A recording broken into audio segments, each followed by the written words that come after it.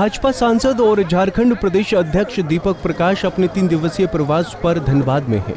इस दौरान दीपक प्रकाश ने राज्य सरकार पर जमकर हमला बोला। उन्होंने कहा कि सूबे की हेमंत सरकार पूरी तरह से उदासीन सरकार है, विकास के नाम पर कुछ भी नहीं हुआ है। झारखंड अब जंगल राज की ओर बढ़ रहा है। एयर कनेक्टिविटी का प्रश्न हो, और हम सब लोग जानते हैं कि उड़ान के माध्यम से झारखंड को भी बेहतर करने के लिए कई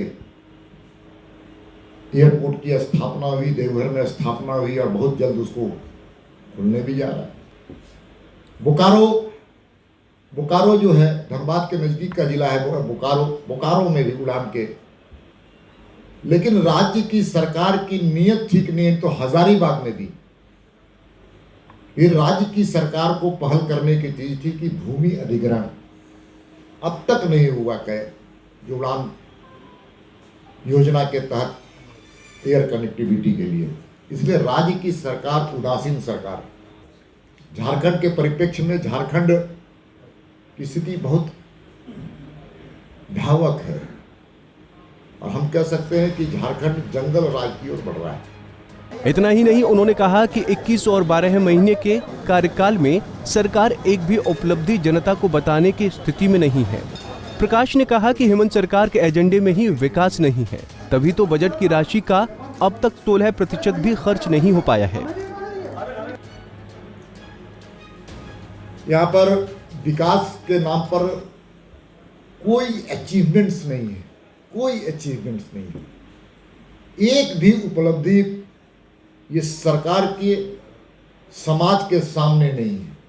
मैं चुनौती देना चाहता हूं राज्य सरकार के जो सत्तारूढ़ दल के मुख्यमंत्री जी को और उनके मंत्रियों को। एक उपलब्धि 21 महीने 22 महीने की सरकार है, लगभग 2 साल की सरकार, एक भी उपलब्धि वो जनता को बताने का काम करे। विकास इनकी प्राथमिकता नहीं है।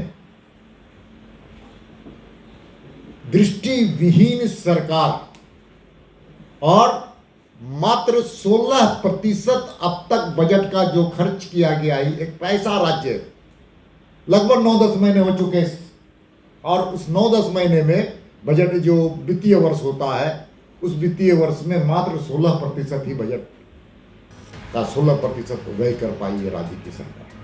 दीपक प्रकाश ने सड़क निर्माण और पेट्रोलियम मूल्य वृद्धि पर जहां एक और केंद्र सरकार का बचाव किया, तो वहीं राज्य सरकार को भी निशाने पर लिया। उन्होंने कहा कि राज्य सरकार चाहे तो तेल की कीमतों में भी कमी आ सकती है।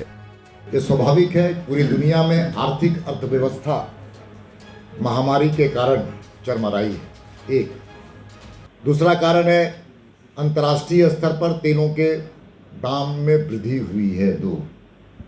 तीसरा, सरकार के पेट्रोलियम पदार्थों के दामों में नियंत्रण करने का अधिकार सरकार के पास नहीं है। तीसरा, हम आपको चौथा बता रहे हैं कि ये तत्कालिक महंगाई है।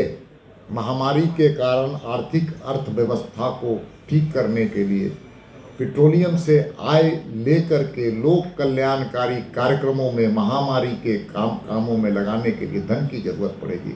इसलिए इस प्रकार की तत्कालिक महंगाई है, जिसको केंद्र की सरकार भी गंभीरता से ली है, और आने वाले समय में मूल्य वृद्धि पर रोक लगाने का काम करेगी। पेट्रोलियम की बात आपने कहा क्या कि महंगे हैं, तो मैं राज्य सरकार में सत्ताधारी दल के लोग जो विधवा विलाप कर रहे हैं महंगाई और पेट्रोलियम पदार्थों पर, अगर उनमें थोड़ा भी नैतिकता है तो राज्य सरकार जो टैक्स लेती है उस टैक्स को कम कर दे, तो स्वाभाविक रूप से पेट्रोलियम और डीजल के दाम कम हो जाएंगे। बता दें कि बीजेपी के प्रदेश अध्यक्ष दीपक प्रकाश लगातार हेमंत सरकार पर निशाना साध रही हैं और सरकार की नाकामियों को जनता तक पहुंचा रही हैं। अब ऐसे में देखना होगा कि हेमंत सरकार इसका किस तरह से जवाब देती है। पंजाब केसरी टीवी के लिए धनबाद से नीरज की रिपोर्ट। हमसे जुड़े रहने के लिए हमारे YouTube चैनल को सब्सक्राइब करें और नई वीडियो की नोटिफिकेशन के लिए बेल आइकॉन को दबाएं। अगर आप ये वीडियो Facebook पर देख रहे हैं तो लाइक जरूर करें और ज्यादा से ज्यादा शेयर करें। धन्यवाद।